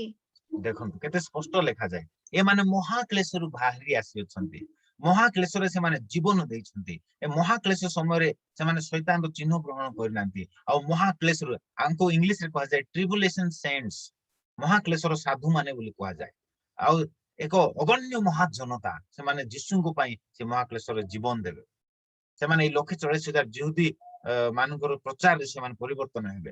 ଦୁଇ ସାକ୍ଷୀର ପ୍ରଚାରରେ ସେମାନେ ପରିବର୍ତ୍ତନ ହେବେ। 3 ଜଣ ଦୂତ ଉଡି ଉଡି ପ୍ରଚାର କରିବେ। ସେ ଉଡି ଉଡି ପ୍ରଚାର କରିବା ସମୟରେ ସେମାନେ ମଧ୍ୟ ପରିବର୍ତ୍ତନ ହେବେ। ପୁନର୍ବାର ସେ ଦୂତ ମାନଙ୍କ ନିକଟକୁ ଚାଲିଯିବା, ଯାହା 14 ପର୍ବରେ ପ୍ରଥମ ଦୂତ କଥା ଆମେ ପଢିଲୁ। ପ୍ରଥମ ଦୂତରେ ସେ କଣ ନା ଅନନ୍ତ କାଳ ସ୍ଥାୟୀ ସୁସମାଚାର ସେ ପ୍ରଚାର କରୁଛି। ସେ ପ୍ରଚାର ଶୁଣି ସେମାନେ କଣ ହଉଛନ୍ତି? ପରିବର୍ତ୍ତନ ହଉଛନ୍ତି। ତାପରେ ଆମେ ସେଇ 14 ପର୍ବର ଦ୍ୱିତୀୟ ଦୂତ ବିଷୟରେ ପଢିବା। 8 ପଦ ପଢୁ। ତାହାଙ୍କ ପଶ୍ଚାତରେ ଆଉ ଜଣେ ଅର୍ଥାତ୍ ଦ୍ୱିତୀୟ ଦୂତ ଆସି କହିଲେ, ଯେଉଁ ମହାନଗରୀ ବାବିଲ ସମସ୍ତ ଜାତିଙ୍କୁ ଆପଣା ବ୍ୟଭିଚାରର କାମରୂପ ମଦିରା ପାନ କରାଇଅଛି, ସେ ପତିତ ଅଧପତିତ ହୋଇଅଛି। ଦ୍ୱିତୀୟ ଦୂତ ଆସିକିରି କଣ କହିଲେ ନା ବାବିଲୋନ ସେ କଣ ହେଇଛି ନା ଅଧପତିତ ହେଇଛି, ମହାନଗରୀ ବାବିଲ ଅଧପତିତ ହେଇଛି ବୋଲି କହିଲେ। ତୃତୀୟ ଦୂତ କଣ କହୁଛନ୍ତି? 9 ପଦ ପଢନ୍ତୁ। ସେମାନଙ୍କ ପଶ୍ଚାତରେ ଆଉ ଜଣେ ଅର୍ଥାତ୍ ତୃତୀୟ ଦୂତ ଆସି ଉଚ୍ଚ ସ୍ୱରରେ କହିଲେ, ଯଦି କେହି ସେଇ ପଶୁ ଓ ତାହାର ପ୍ରତିମାକୁ ପ୍ରଣାମ କରେ, ପୁଣି ଆପଣା କପାଳରେ କି ହାତରେ ତାହା ଚିହ୍ନ ଗ୍ରହଣ କରେ, 10 ପଦ, ତେବେ ସେ ମଧ୍ୟ ଈଶ୍ୱରଙ୍କ କୋପରୂପ ଯେଉଁ ମଦିରା ଅମିଶ୍ରିତ ଭାବେ ତାହାଙ୍କ କ୍ରୋଧର ପାତ୍ରରେ ପ୍ରସ୍ତୁତ କରାଯାଇଅଛି ତାହା ପାନ କରିବ। ପୁଣି ପବିତ୍ର ଦୂତଗଣଙ୍କ ଓ ମେଷଶାବକଙ୍କ ସାକ୍ଷାତରେ ଅଗ୍ନି ଓ ଗନ୍ଧକ ଦ୍ୱାରା ଯନ୍ତ୍ରଣା ପ୍ରାପ୍ତ ହେବ। ଦେଖନ୍ତୁ ତୃତୀୟ ଦୂତ କଣ କହୁଛନ୍ତି? ତୃତୀୟ ଦୂତ କହୁଛନ୍ତି ଅର୍ଥାତ୍ ତୃତୀୟ ଦୂତ ଆସି ଉଚ୍ଚ ସ୍ୱରରେ କହିଲେ ଯଦି କେହି ସେଇ ପଶୁ ଓ ତାହାର ପ୍ରତିମାକୁ ପ୍ରଣାମ କରିବ। ମୁଁ ଆପଣ ମାନଙ୍କୁ କହିଥିଲି ସେ ପଶୁ ଆଉ ପ୍ରତିମାକୁ ସେ କଣ କରୁଛନ୍ତି? ପ୍ରଣାମ କରିବା ପାଇଁ ସେ ବାଧ୍ୟ କରିବ ଭଣ୍ଡ ଖ୍ରୀଷ୍ଟ ଆଉ ଭଣ୍ଡ ଭାବବାଦୀ। ଆଉ ତାର ପ୍ରତିମାକୁ ଯୋଉମାନେ ପ୍ରଣାମ କରୁଛନ୍ତି ଆଉ କଣ ଆଉ ତାର ଚିହ୍ନ ଯେ ସେଇ ପଶୁର ଚିହ୍ନ ଯେ ଗ୍ରହଣ କରୁଅଛନ୍ତି କପାଳରେ କି ନିଜ ହସ୍ତରେ ଯଦି ସେ ଗ୍ରହଣ କରୁଛନ୍ତି, ତେବେ ଈଶ୍ୱରଙ୍କ କୋପ ରୂପ ଯେଉଁ ମଦିରା ଅମିଶ୍ରିତ ଭାବେ କ୍ରୋଧର ପାତ୍ରରେ, ଆମେ ଜାଣିଛୁ 7 ଗୋଟି କ୍ରୋଧର ପାତ୍ର ବିଷୟରେ ଲେଖାଯାଏ। 7 ଗୋଟି କ୍ରୋଧର ପାତ୍ର ବିଷୟରେ ଲେଖାଯାଏ। ଆମେ ସପ୍ତ ପାତ୍ର ବୋଲି ଲେଖାଯାଏ। ସେ ସପ୍ତ ପାତ୍ରର ଜଜମେଣ୍ଟ ଯାହା ପରମେଶ୍ୱର ଢାଳିବେ ଆଉ ତାହା ସେମାନଙ୍କର ଉପରେ ପଡିବ। ଆଉ ଆଉ ସେମାନେ ବହୁତ ପୀଡା ହବ। ଆଉ ଲେଖାଯାଏ ଯୋଉମାନେ ଚିହ୍ନ ଗ୍ରହଣ କରିବେ, ଧ୍ୟାନ ଶୁଣନ୍ତୁ ମୋ ମାନେ ଆପଣ ମାନଙ୍କୁ ଗୋଟେ ସତର୍କ ବାଣୀ ଦେବା ପାଇଁ ଚାହେଁ, ସାବଧାନ କରିବା ପାଇଁ ଚାହେଁ। ଯଦି ଚିପ୍ ଯଦି ଏବେ ଦିଆଯାଉଛି, ଏବେ ତ କରୋନା ପାଇଁ ଟୀକା ଦିଆଯାଉଛି ନାଇଁ କି? କରୋନା ଟୀକା ଦିଆଯାଉଛି ଆଉ ଯୋଉମାନଙ୍କୁ କରୋନା ଟୀକା ଦିଆଯାଉଛି ଟ୍ରାକିଂ କରିବା ନିମନ୍ତେ ଚିପ୍ ଗୁଡାକ ହାତରେ ଲଗା ହବ। ହାତରେ ଲଗା ହବ ନହେଲେ କପାଳରେ ଲଗା ହବ। ଆଉ ଚିପ୍ ଗୁଡାକ ଅଲରେଡି ରେଡି ହେଇ ସାରିଲାଣି। ଆଉ ସେ ଚିପ୍ ଗୁଡାକ ଯେତେବେଳେ ଆପଣଙ୍କୁ ଦକ୍ଷିଣ ହସ୍ତରେ କି କପାଳରେ ଲଗାଇବା ପାଇଁ ଆପଣଙ୍କୁ କହିବେ, ତେବେ ଆପଣ ଦୟାକରି ସେ ଚିହ୍ନ ନିଅନ୍ତୁ ନାହିଁ। ପ୍ରଭୁଙ୍କର ଧନ୍ୟବାଦ ହେଉ, ସେ 666 ମହାକ୍ଲେଶରେ ଶୈତାନ ଇମ୍ପ୍ଲିମେଣ୍ଟ କରିବ। କାରଣ ମହାକ୍ଲେଶ ପୂର୍ବରୁ ପ୍ରଭୁ ମଣ୍ଡଳୀକୁ ନେବା ପାଇଁ ଆସୁଛନ୍ତି। ପ୍ରଭୁଙ୍କର ଧନ୍ୟବାଦ ହଉ। କିନ୍ତୁ ଏବେ ବି ଯଦି ଆପଣଙ୍କର ଦକ୍ଷିଣ ହସ୍ତରେ ଯଦି ଚିପ୍ ଦିଆହଉଛି, ତେବେ ଦୟାକରି ନିଅନ୍ତୁ ନାହିଁ। କାରଣ ଏଇଠାରେ ଲେଖାଯାଏ ଯେ କପାଳରେ କି ଦକ୍ଷିଣ ହସ୍ତରେ ସେ ଚିହ୍ନ ଗ୍ରହଣ କରିବ, ସେ ଈଶ୍ୱରଙ୍କୁ କୋପ ରୂପ ମଦିରା ପାନ କରିବ, କ୍ରୋଧର ପାତ୍ର ହେବ। ପୁଣି ମେଷ ଶାବକ ସାକ୍ଷାତରେ ଅଗ୍ନି ଓ ଗନ୍ଧକ ଦ୍ୱାରା ଯନ୍ତ୍ରଣା ପ୍ରାପ୍ତ ହେବ। ଅଗ୍ନି ଆଉ ଗନ୍ଧକ ଦ୍ୱାରା ଯନ୍ତ୍ରଣା ପ୍ରାପ୍ତ ହେବ। ଏହାର ଅର୍ଥ ହଉଛି ଅଗ୍ନିମୟ ହ୍ରଦରେ ତାକୁ ପକାଯିବ। ମାନେ ସ୍ୱର୍ଗରେ ଆଉ ତା ପାଇଁ ଜାଗା ନାହିଁ। ଯେ ଚିହ୍ନ ନେବ, ଯେ ପଶୁର ପ୍ରତିମାକୁ ପ୍ରଣାମ କରିବ, ସ୍ୱର୍ଗରେ ଆଉ ତା ପାଇଁ ଜାଗା ନାହିଁ। ଅଗ୍ନିମୟ ହ୍ରଦରେ ତାକୁ ପକାଇ ଦିଆଯିବ। ତାକୁ କୁହାଯାଏ ଦ୍ୱିତୀୟ ମୃତ୍ୟୁ।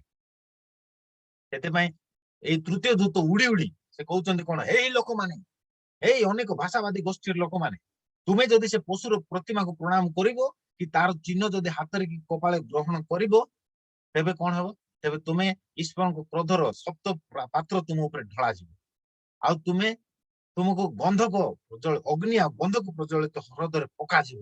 ସେଥିପାଇଁ ସେ ଚିହ୍ନକୁ ଗ୍ରହଣ କର ନାହିଁ ବୋଲି ଦୂତ ସେମାନଙ୍କୁ ୱାର୍ଣ୍ଣିଂ ଦଉଛନ୍ତି। ଆଉ ଆପଣ ଆଶ୍ଚର୍ଯ୍ୟ ହେଇଯିବେ, ଅନେକ ଲୋକ ସେ ଚିହ୍ନ ନେବେ ନାହିଁ। ପଢନ୍ତୁ 15 ପର୍ବ 2 ପଦ, ପ୍ରକାଶିତ 15 ପର୍ବ 2 ପଦ। ଆଉ ମୁଁ ଦେଖିଲି ଯେପରି ଅଗ୍ନି ମିଶ୍ରିତ ଗୋଟିଏ କାଚମୟ ସମୁଦ୍ର, ପୁଣି ଯେଉଁମାନେ ପଶୁ, ତାହାର ପ୍ରତିମା ଓ ତାହା ନାମର ସଂଖ୍ୟା ଉପରେ ବିଜୟୀ ହୋଇଅଛନ୍ତି, ସେମାନେ ଈଶ୍ୱରଙ୍କ ବୀଣା ଧାରଣ କରି ସେହି କାଚମୟ ସମୁଦ୍ର ତୀରରେ ଦଣ୍ଡାୟମାନ ହୋଇଅଛନ୍ତି।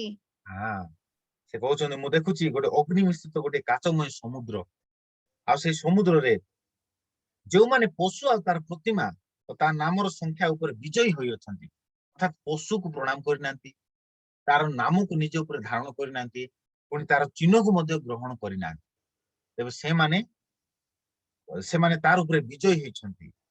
ତେବେ ସେମାନଙ୍କ ଈଶ୍ୱରଙ୍କୁ ବୀଣା ଧାରଣ କରି ସେ କାଚମୟ ସମୁଦ୍ର ତୀରରେ ଦଣ୍ଡାୟମାନ ହୋଇଅଛନ୍ତି। ଏଇଟା ସ୍ୱର୍ଗକୁ ବୁଝାଏ। ମୁଁ କହିଥିଲି ସ୍ୱର୍ଗରେ ଗୋଟେ କାଚମୟ ସମୁଦ୍ର ଅଛି, ଆଉ ସେ ସମୁଦ୍ର ଉପରେ ସେମାନେ ଦଣ୍ଡାୟମାନ ହେଇଅଛନ୍ତି। ଅର୍ଥାତ୍ ସେମାନେ ମହାକ୍ଲେଶରେ ସେମାନେ ମରି ଯାଇଛନ୍ତି ସିନା, କିନ୍ତୁ ସେମାନେ ଶୈତାନର ଚିହ୍ନ ଗ୍ରହଣ କରିନାହାନ୍ତି। ସେମାନେ ନିଜର ଜୀବନ ଦେଇଛନ୍ତି, କିନ୍ତୁ ସେମାନେ ପ୍ରତିମାକୁ ପ୍ରଣାମ କରିନାହାନ୍ତି। ଆଉ ସେ ମହାକ୍ଲେଶ ସମୟରେ ମଧ୍ୟ ସେମାନେ ରକ୍ଷା ପାଇଛନ୍ତି ମୋ ପ୍ରିୟ ମାନେ। ତେବେ ଆମମାନେ କହିପାରିବା ନାହିଁ ଯେ ନାଇଁ ବିଜାତି ମାନେ ପରିତ୍ରାଣ ପାଇବେ ନାହିଁ। ମୋ ପ୍ରିୟ ମାନେ ସେଇ ସମୟରେ ମଧ୍ୟ ପ୍ରଭୁ ଲୋକଙ୍କୁ ଉଦ୍ଧାର କରିବେ, ଅନୁଗ୍ରହ ଦେବେ ମୋ ପ୍ରିୟ ମାନେ। କାରଣ ଆମ ପ୍ରେମମୟ ଅଟନ୍ତି, ଆମ ପ୍ରଭୁ ପ୍ରେମମୟ ଅଟନ୍ତି। ଆଉ ସେ ଚାହାନ୍ତି ନାହିଁ ଯେ ଗୋଟେ ବି ଆତ୍ମା ବିନଷ୍ଟ ହଉ। ମନା ନାହିଁ, କ୍ଲେଶ ପୂର୍ବରୁ ମଣ୍ଡଳୀକୁ ପ୍ରଭୁ ନେଇଯିବେ, କିନ୍ତୁ କ୍ଲେଶ ସମୟରେ ମଧ୍ୟ ପ୍ରଭୁ ଦେଖନ୍ତୁ, ଯଦି ସେମାନଙ୍କୁ ରକ୍ଷା କରିବାର ନଥାନ୍ତା, ତେବେ 1,40,000 ଜିହୁଦୀ ମାନଙ୍କୁ ପ୍ରଚାର କରିବା ପାଇଁ ପ୍ରଭୁ କାହିଁକି ମନୋନୀତ କରିଥାନ୍ତେ? 2 ଜଣ ସାକ୍ଷୀକୁ ସେ ପୁନର୍ବାର କାହିଁକି ପଠେଇଥାନ୍ତେ ଯଦି ଲୋକଙ୍କୁ ରକ୍ଷା କରିବାର ନଥାନ୍ତା? ଯଦି ଲୋକଙ୍କୁ ରକ୍ଷା କରିବାର ନଥାନ୍ତା, ତେବେ ଦୂତ ମାନଙ୍କୁ ଉଡି ଉଡି ପ୍ରଚାର କର ବୋଲି ପ୍ରଭୁ କାହିଁକି ପ୍ରେରଣ କରିଥାନ୍ତେ? ମୋ ପ୍ରିୟ ମାନେ ସେତେବେଳେ ଯିହୁଦୀ ମାନେ ମଧ୍ୟ ପରିତ୍ରାଣ ପାଇବେ, ଏପରିକି ଯୋଉ ବିଜାତି ମାନେ ପ୍ରଭୁଙ୍କୁ ସେଇ ସମୟରେ ଗ୍ରହଣ କରିବେ ସେମାନେ ମଧ୍ୟ ପରିତ୍ରାଣ ପାଇବେ। ହାଲେଲୁୟା। ଅନେକ ରେଫରେନ୍ସ ଅଛି ମୋ ପାଖେ, ମୁଁ ଆଗାମୀ ଦିନ ମାନଙ୍କରେ ଆପଣଙ୍କୁ ସେ ପ୍ରୁଫ ଦେବି ଯେ ସେଇ ସମୟରେ ମଧ୍ୟ ଅନେକ ଜାତି, ଅନେକ ଗୋଷ୍ଠୀ, ଅନେକ ଭାଷାବାଦୀ ଲୋକମାନେ ପରିତ୍ରାଣ ପାଇବେ। ହାଲେଲୁୟା। ତେବେ ଆଜି ଏତିକି ଥାଉ। ଆଜି ଖାଲି ଆମେ ଗୋଟେ ବିଷୟ ହିଁ ଆଲୋଚନା କଲୁ ଯେ ଭଣ୍ଡ ଖ୍ରୀଷ୍ଟ ପ୍ରକାଶିତ ହେବା ବିଷୟ। ଆଉ 4ଟା ପଏଣ୍ଟ ଆମେ 4 ଦିନରେ ସାରିବା, କାରଣ ବହୁତ ବଡ ବଡ ପଏଣ୍ଟ ଅଛି। ଯଦି ହେବ କାଲିକୁ ଆମେ 2ଟା ପଏଣ୍ଟ ସାରିବା। ଏ ଯୋଉ ଦ୍ୱିତୀୟ ମୁଦ୍ରା ବହୁତ ଇମ୍ପୋର୍ଟାଣ୍ଟ। ଏ ଦ୍ୱିତୀୟ ମୁଦ୍ରାରେ 5ଟି ଘଟଣା ଘଟିବ ବୋଲି ମୁଁ କହିଲି। ପ୍ରଥମ ଘଟଣା, ଭଣ୍ଡ ଖ୍ରୀଷ୍ଟ ନିଜକୁ ପ୍ରକାଶ କରିବ, ଆଉ ସେ 666 ସିଷ୍ଟମ ଦେବ, ଆଉ ସେ ଲୋକ ଯୁଦ୍ଧ ଘୋଷଣା କରିବ ସମଗ୍ର ପୃଥିବୀରେ। 2 ନମ୍ବର ପଏଣ୍ଟ ହଉଛି ସେଇ 2 ନମ୍ବର ମୁଦ୍ରା ଯେତେବେଳେ ପ୍ରଭୁ ଯୀଶୁ ଭାଙ୍ଗିବେ ସ୍ୱର୍ଗରେ ମହାଯୁଦ୍ଧ ହେବ।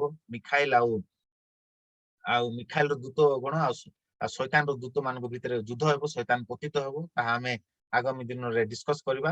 3 ନମ୍ବର ପଏଣ୍ଟ ହଉଛି 1,44,000 ଯିହୁଦୀକୁ ପ୍ରଭୁ ମନୋନୀତ କରିବେ। 4 ନମ୍ବର ପଏଣ୍ଟ ହଉଛି 2 ସାକ୍ଷୀକୁ ପ୍ରଭୁ ପ୍ରେରଣ କରିବେ। ଆଉ 5 ନମ୍ବର ପଏଣ୍ଟ ହଉଛି 3ଟା ଦୂତ ଉଡି ଉଡି ପ୍ରଚାର କରିବେ।